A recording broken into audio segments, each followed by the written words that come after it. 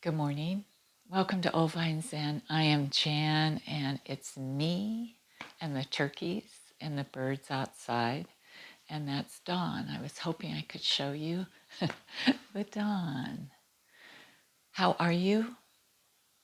I hope you're well. I have a story to tell of something I learned this past week about me, and I've been really looking forward to sharing it with you. I began playing this silly game called pickleball about 3 years ago. Now, this is a game that you have to play with other people. And usually in my activities, I've been kind of solo, runner, bike rider, swimmer, things you do on your own. So I embarked on this. And after about a year, I learned the way I wanted to play my game. And for the past year and a half, I've been on a search of finding other people that want to play the game like I play it. How perfect would that be? They're going to play like I want to play. And so I took a year and a half. Many times I got frustrated and I just wanted to throw in the towel because I'd meet people who say, oh yeah, I want to play that way. And then you get out there and they don't. They don't. And so I just like, oh my God, this is never going to work. I'm just going to forget it. I'm not going to do it. Until 3 days ago, I was out there playing, and I had like this, right in the middle of the game, this awakening. This, like the sky opened up, or the light bulb went off, or whatever metaphor you want to use. And I stood there for a second, and I realized I've been spending all my time looking for people that want to play their game like I play my game. And what a beautiful lesson, a metaphor for life. To keep searching for people that play the game of life like you do. It's not going to happen. Nobody's going to play their game like yours. No one. There might be nuances, shades of it, but nobody's going to play your game. And so I realized at that moment what I needed to do was to go out there and play my game, no matter what game they were playing. I could actually use their way, the way they play, and use it to hone my skill in my game. So when they hit hard fastballs, I can learn how to slow them down. I could get better at my game. And that's the lesson I wanted to share with you. And I don't think I've just done it with this silly game. I think I've spent a lot of my life searching for people that want to play my game, and it doesn't work. And the same goes for them. We want people to play the way we want them to play. They want us to play the way they want us to play. And it's just not going to work. And so, it's a lesson I thought, my God, I should have learned that by now. But I don't think so. And so I end up getting disappointed with people because they don't do what I think they should do or how I would do it. But they're doing it their way. And I'm doing it my way. So when they say, stay true to yourself, and I've said those words 1,000,000 times, but just right now I'm finally getting it. You play your game. Now we have rules. Like in pickleball, there are rules that everybody must play by. And there are rules in the game of life.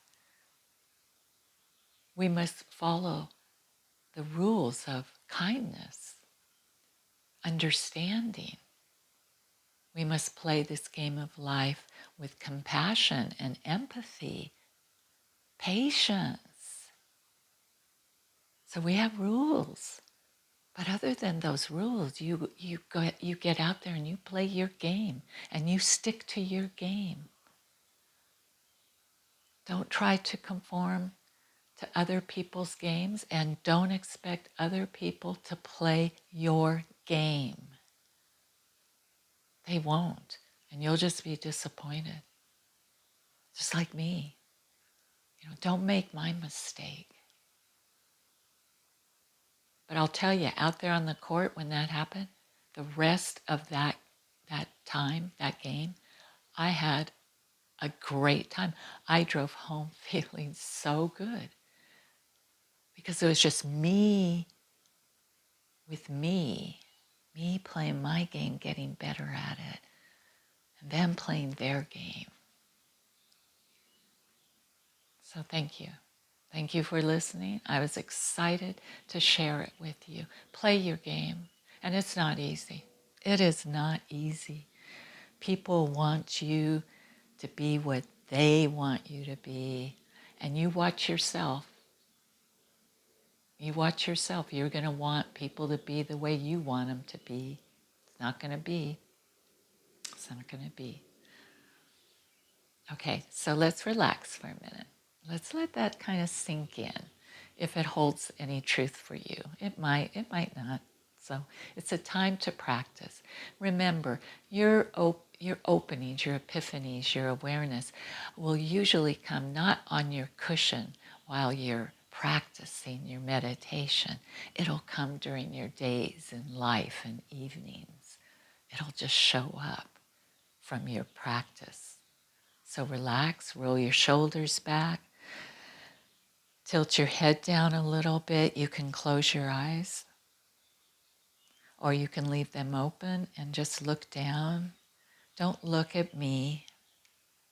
Let's go inwards. I have Ollie sitting right here as I pet him. He's going to meditate with us. So begin to soften your body, your belly, your legs. Stretch your toes, stretch your fingers, and then let them relax and soften. Relax your jaw, your cheeks, your eyes, and your eyelids. Get in touch with your breath. I don't want you to think about it. Just feel it as you breathe in and breathe out. Relax your mind. Feel your body. Feel the softness. Even deep underneath the skin, the cells begin to relax. The organs in your body, the chest, the breath, the lungs, everything begins to feel softer. So we bring our senses alive. We feel the air around us, whether it's cool or warm. We hear the sounds. Nothing bothers us. My dog Ollie, who is sitting here as I pet him. I hear the birds outside, the ducks, as they fly over this beautiful early morning. The coolness of the air, because I left my door open so I could touch and feel the morning air. Breathing in and breathing out. Let's play our game of life.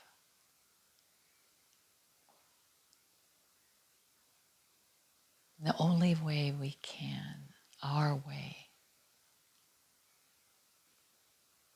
and letting others play their game of life in their way, and let us come together like that. Different in so many ways, but we're all just trying to get through, right?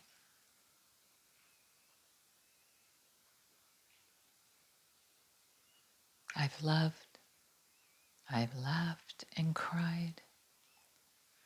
I've had my fill. my share of losing.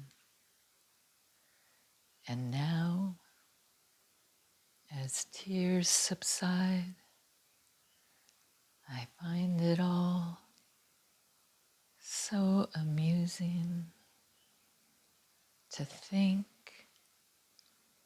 I did all that. And may I say, not in a shy way, oh no, not me. I did it my way.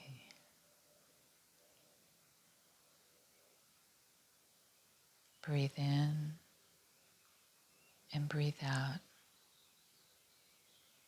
Relax into your life. Move in the way that only you can. Be kind. Be fair. Be patient. And be honest.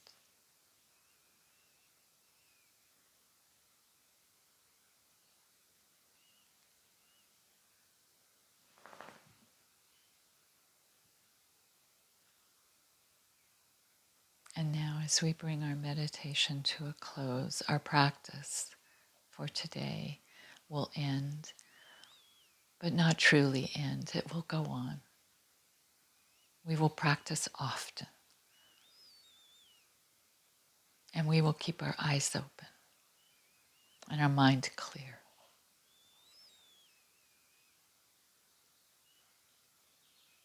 And gently now, as we return and we reopen our eyes and we come back,